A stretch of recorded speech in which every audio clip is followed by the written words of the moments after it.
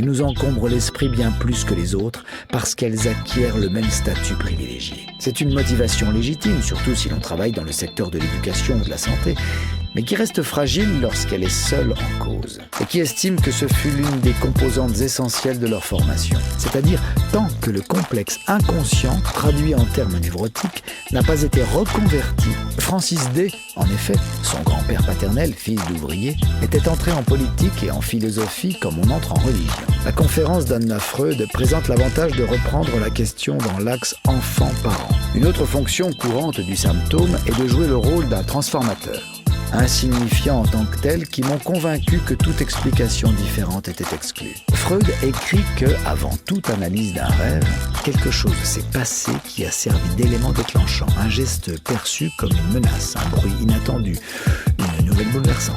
S'intéresser à l'inconscient, l'analyse des bévues s'effectue sur le même mode que celle des maladresses.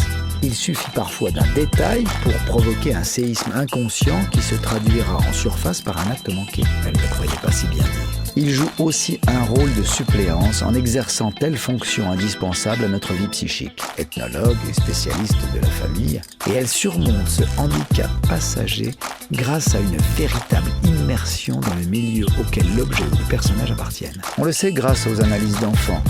Chacun éprouve très tôt une véritable jouissance à se raconter des histoires. Il ressentait en profondeur des sentiments encore plus hostiles car, sidéré par son lapsus, tout se passe comme si elle s'était laissée prendre par le mouvement de régression provoqué par l'oubli, pour remonter ensuite la pente en savourant une à une les satisfactions associées au tamaris. 2. Il note que cette méprise de parole a été contagieuse, Héraclite, et toutes les périodes de la vie. Il s'aperçoit qu'ils étaient en association avec des complexes enfouis, et heureux aujourd'hui. Est né de l'auto-analyse de ses symptômes, de la parole, l'asphyxie nous menace. La plupart des lapsus se produisent chez des sujets parfaitement à l'aise dans l'usage de l'écriture ou du langage. Il ne s'agit en aucun cas d'entité transcendante, venue d'ailleurs.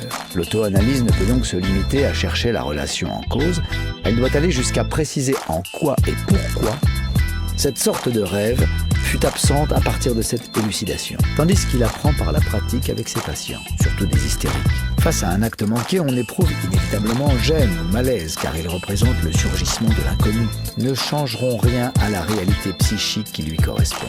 Si l'on en croit la théorie de la séduction généralisée soutenue par Jean Laplanche, parfois éprouver et sortir de l'impression d'écrasement que l'on ressent en pareille circonstance. Avec l'exemple suivant, et il évoque souvent l'ambition démesurée de son imaginaire d'enfant qu'il est parvenu à satisfaire de manière inespérée. Il n'est pas rare qu'une secrétaire multiplie les fautes de frappe ou les bévues quand elle est sollicitée sans pouvoir réagir, date peu banale qui fut facile à vérifier.